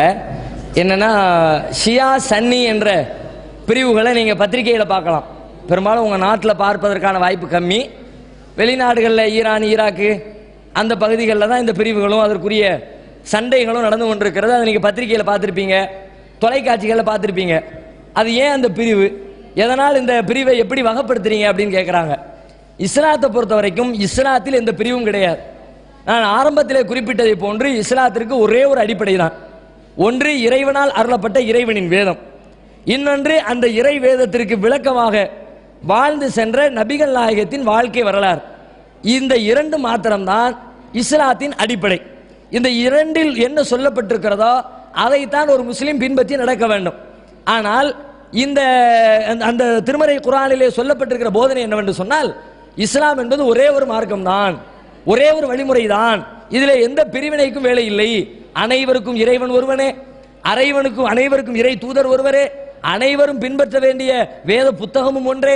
எனவே அனைவருடைய வாழ்க்கை வழிபாடு அனைத்துமே ஒன்றாகத்தான் இருக்க வேண்டும் என்று இஸ்லாம் சொல்லுகிறது. அது ஒன்றுதான் இஸ்லாத்தில் உள்ளது. ஆனா எப்படி இந்த பிரிவு வந்துச்சு என்று சொன்னால் அதற்கு தப்பான புரிதல் தான் காரணம். அதை படித்தவர்கள், பின்னால் வந்தவர்கள் அந்த குர்ஆனிலே சொல்லப்பட்டிருக்கிற விஷயத்தை சில பேர் தவறாக புரிந்து கொண்டார்கள். அந்த புரிதலில் ஏற்பட்ட கோளாறு தான் முஸ்லீம்களிலே ஒரு பிரிவு ஏற்பட்டதை போன்று ஒரு தோற்றம் உலகத்திற்கு ஏற்பட்டு விட்டது. உதாரணமாக ஷியாக்கள் என்ற பிரிவினர் எடுத்துக்குவோம். ஷியா என்றால் என்ன? ஷியா என்பது அது ஒரு அவர்களை பற்றி குறிக்கக்கூடிய ஒரு வார்த்தையின் பாதி துண்டு தான் ஷியாங்கிறது. ஷியாங்கிற வார்த்தையினுடைய ஃபுல் ஃபார்ம் என்ன என்று சொன்னால் ஷியாத்து அலி. ஷியாத்து அலி என்பதுதான் மருவி மருவி மருவி ஷார்ட்டாக ஷியா என்று அழைக்கப்படுகிறது. அது என்ன ஷியத்து அலி? அலி பிரிவினர் அர்த்தம். ஷியானா பார்ட்டி, கட்சின்னு சொல்றோம்ல, அந்த பார்ட்டின்னு அர்த்தம் ஷியா என்பதற்கு அர்த்தம். ஷியத்து அலி என்றால் அலியுடைய பார்ட்டிகள் அர்த்தம். என்ன அலியுடைய பார்ட்டிகள் அப்படின்னா, நபிகள் நாயகத்தினுடைய காலத்திற்கு பிறகு பல தலைவர்கள், ஆட்சியாளர்களாக வந்தாங்க.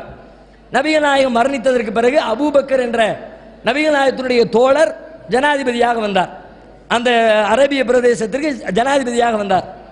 அவர் மரணித்ததற்கு பிறகு அவருடைய தோழர் உமர் ஜனாதிபதியாக வந்தார்.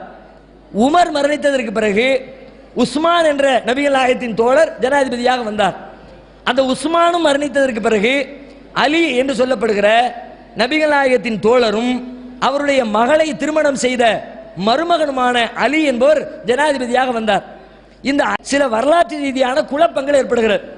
அந்த குழப்பத்தின் விளைவாக ஒரு சாரார் தப்பான கொள்கையை நோக்கி இஸ்லாத்தை விட்டு பிரிந்து சென்று விட்டார்கள்.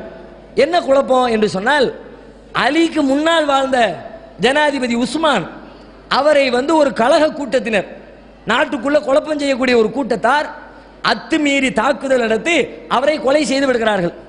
அவர் கொலை செய்யப்பட்டதற்கு பிறகு அடுத்த ஜனாதிபதியாக பொறுப்பேற்கக்கூடிய அலி சம்பந்தப்பட்ட ஜனாதிபதியினுடைய கொலைக்கு முறையான நடவடிக்கை எடுக்க வேண்டும்.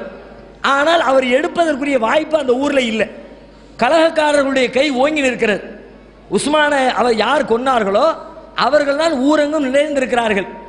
எந்த அளவுக்கு நிறைந்திருக்கிறார்கள் என்றால், அந்த தலைநகரம் நபிகள் நாயகம் காலத்தில் மதீனா தான் இஸ்லாமிய பிரதேசத்தின் தலைநகரமாக இருந்தது. அபூபக்கருடைய காலத்திலும் அதுதான் தலைநகரம், உஸ்மானுடைய காலத்திலும் அதுதான் தலைநகரம். ஆனால் உஸ்மான் கொல்லப்பட்ட பிறகு அலியுடைய காலத்தில் அந்த ஊரில் உட்கார்ந்து கொண்டு நிர்வாகம் செய்ய முடியல. அந்த அளவுக்கு குழப்பம் நிறைந்திருக்கிறது. எனவே அவர் ஊரை காலி செய்து கொண்டு பக்கத்தில் இருக்கிற கூஃபாவை நோக்கி, ஈராக்கில் இருக்கிற கூஃபாவை நோக்கி தன்னுடைய தலைமையகத்தை மாற்றி கொண்டு வந்து வெளியில் உட்கார்ந்து கொண்டு அந்த பிரதேசத்தை நிர்வாகம் செய்யக்கூடிய அளவிற்கு குழப்பம் தலை தூக்கி இருக்கிறது. இந்த காலகட்டத்தில் அந்த அரசாங்கத்திற்கு கீழே இருக்கிற குடிமக்கள் 2 பிரிவினராக பிரிந்து விடுகிறார்கள். ஒரு சாரார் யாருன்னு கேட்டா, அலி வேற வழி இல்லை, அவர் நடவடிக்கை எடுக்கணும். ஆனா இந்த எதிரிகளுடைய கை ஓங்கி இருக்கிறது. இப்ப நடவடிக்கை எடுக்கிறதுக்கு அவர் களத்தில் இறங்கினால் பாரதூரமான விளைவுகள் வரும், ஆட்சியை கவிழ்ந்து போவதற்கான சூழ்நிலை ஏற்படும். எனவே கொஞ்சம் காலதாமதம் ஆகட்டும் என்று அதற்குரிய ஆய்வுகளை, யார் கொலை செய்தவர்கள், சம்பந்தப்பட்டவர்கள் யார் என்று அவர் ஆய்வு செய்து கொண்டிருக்கிறார் என்று நிஜமாகவே அவரை பற்றி உண்மையாக தெரிந்த ஒரு கூட்டம் அவருக்கு பக்கபலமாக இருந்தது. சரிதான், இந்த நேரத்தில் நடவடிக்கை எடுக்க முடியாது, எடுத்தா பிரச்சனை தான், கொஞ்சம் அமைதி காக்க வேண்டும் என்று அவர்கள் சொல்லிக் கொண்டிருக்கிறார்கள் அவருடைய பார்ட்டிகள். இன்னொரு பார்ட்டி என்ன பண்றாங்கன்னா, அவரை விமர்சனம் செய்கிறார்கள். ஒரு சாரார் அவரை ஏற்றுக்கொள்கிறார்கள், ஒரு சாரார் அவரை விமர்சிக்கிறாங்க. இல்ல, அலி சரி கிடையாது, உஸ்மானை கொன்றவர்களுக்கு அலியோடு ஏதோ சம்பந்தம் இருக்கிறது, அலியும் சேர்ந்து கொண்டுதான் உஸ்மானை கொலை செய்துவிட்டு ஜனாதிபதியாக வருவதற்கு திட்டம் தீட்டி இருக்கிறார் என்றெல்லாம் அலியை பற்றி தாறுமாறாக திட்டிக் கொண்டு அவர் நடவடிக்கை எடுக்கவில்லை என்று சொல்லி பிரச்சாரம் செய்து கொண்டு ஒரு கூட்டம் இன்னொரு பக்கத்திலே உருவாகிறது. இப்பொழுது 3ஆவதாக ஒரு கூட்டம் உழைக்கிறது. இவங்க யாருன்னு கேட்டா, இந்த அலியின் மீது பாசம் வச்ச டீம்லேயே அலியை பத்தி விமர்சனம் சொன்ன உடனே அந்த விமர்சனத்தை தாங்கிக்க முடியாம அலிக்கு ஆதரவாக கோஷம் எழுப்ப ஆரம்பிக்கிறார்கள். ஒரு பக்கம் அலியை திட்டி சில பேர் பேசுறாங்க, உடனே இவங்க அலிதான் உண்மையாளர் என்று சொல்வதற்காக வேண்டி களத்தில் இறங்கி பிரச்சாரம் பண்றாங்க. அந்த பிரச்சாரம் நாளடைவில் எப்படி மாறி போகிறது என்றால், அலியை ரொம்ப உயர்ந்த ஒரு பெரிய மனிதராக, நபிகள் நாயகத்துக்கு நிகரானவராக, இறைவனின் அருள் பெற்றவராக, உலக மாந்தர்களிலேயே தலை சிறந்தவராக, அப்படியாகவெல்லாம் ரொம்ப அளவுக்கு மீறி அவரை புகழ ஆரம்பித்து விடுகிறார்கள். அவருக்கு ஆதரவா நிக்கிறோம் சொல்லி சொல்லி சொல்லி ஒரு கட்டத்தில் அந்த ஆதரவு நிலை ஒரு எக்ஸ்ட்ரீம் நிலையை நோக்கி சென்று அவரை தலையிலே தூக்கி வைத்து, இவர்தான் எங்களுக்கான வழிகாட்டி, நபிகள் நாயகம் எப்படி ஒரு வழிகாட்டியோ அது மாதிரி இந்த அலியும் ஒரு வழிகாட்டி என்று சொல்லி அலியின் மீது அபரிமிதமான பொய்யான புகழுரைகளை, போலித்தனமான புகழுரைகளை கற்பனைகளாக, கதைகளாக மக்கள் மத்தியிலே பரவ விட்டு ஒரு கூட்டம் உருவானது. அந்த கூட்டத்தினுடைய தொடர்ச்சி தான் இன்று வரைக்கும் அந்த ஷியா என்ற பிரிவில். அவங்க தான் சொல்லிக்கிட்டாங்க, நாங்கள் ஷியா பார்ட்டி, அலி பார்ட்டி, நாங்கள் அலி அலி அலி குரூப், அலி குரூப்னு சொல்லி சொல்லி சொல்லி இஸ்லாத்தில் இல்லாத பல விஷயத்தை அலி பேரில் அவங்களாவே சொல்லிவிட்டாங்க. அலி சொல்லாத விஷயத்தை அலி அப்படி சொன்னாரு, அலி இப்படி சொன்னாரு. அவர் வாழுகிற காலத்திலே இந்த பஞ்சாயத்து வருது. ஒரு நாள் கேட்குறாங்க, நபிகள் நாயகம் அலி உங்களை மட்டும் கூப்பிட்டு ஏதோ பிரத்யேகமான சில ஆன்மீக போதனைகளை செஞ்சாங்களாமே என்று கேட்குறாங்க. இது யாருப்பா சொன்னா? அவர் கேட்கிறாரு. என்னென்ன ஆட்கள்லாம் சொல்லிக்கிட்டு இருந்தாங்க. அவர் மக்களை எல்லாம் திரட்டி சொல்றாரு, இது மாதிரி சொல்கிறார்கள், பொய் அது. அப்படி நபிகள் நாயகம் என்ன சிறப்பாக்கல, நீங்கள்லாம் இப்படி நபிகள் நாயகத்துடைய தோழர்களா இருந்தீங்களோ அது மாதிரி தான் நானும் அவருடைய ஒரு சாதாரண தோழன் தான். உங்களுக்கெல்லாம் எப்படி அறிவுரை சொன்னாரோ அதே மாதிரி தான் அவருடைய அறிவுரையை ஏற்று பின்பற்றக்கூடிய இடத்துல தான் நான் இருக்கிறேன் என்று அவர் காலத்திலே அவர் விளக்கம் கொடுத்தும் கூட அந்த விளக்கத்தை மீறி கொண்டு அலிக்கு ஜால்ரா அடிக்கக்கூடிய அந்த கூட்டம் ஓவராக அவரை புகழ்ந்து புகழ்ந்து புகழ்ந்து அவர்களும் பேசி அவருடைய பிள்ளைகளுக்கும் கற்றுக் கொடுத்து அப்படி சந்ததி சந்ததியாக சொல்லி சொல்லி சொல்லி சொல்லித்தான் இன்றைக்கு ஷியா என்ற ஒரு பிரிவினர், அந்த குரூப் தான். அலியை அளவுக்கு மீறி புகழ்ந்த பிரிவினர்கள் தான் இஸ்லாத்தில் சொல்லாததை, நபிகள் நாயகம் சொல்லாததை, குர்ஆனில் சொல்லப்படாததை எல்லாம் அலியின் மீது புகழுரைகளாக சொல்லி நாங்கள் அலி பார்ட்டி என்ற ஒரு குரூப்பாக பிரிந்து விட்டார்கள். அதற்கும் இஸ்லாத்துக்கும் சம்பந்தம் கிடையாது.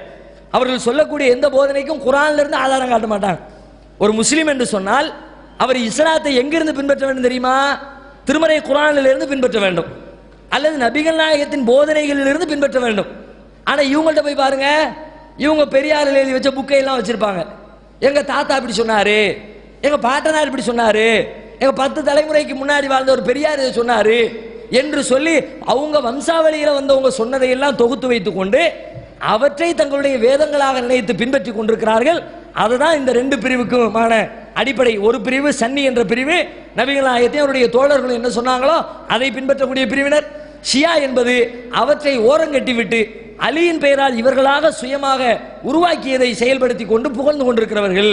அதனால தான் இப்படி வரலாற்று ரீதியான ஒரு குழப்பம் தானே ஒழிய இஸ்லாத்தில் இப்படிப்பட்ட பிரிவினைக்கு வேலை இல்லை.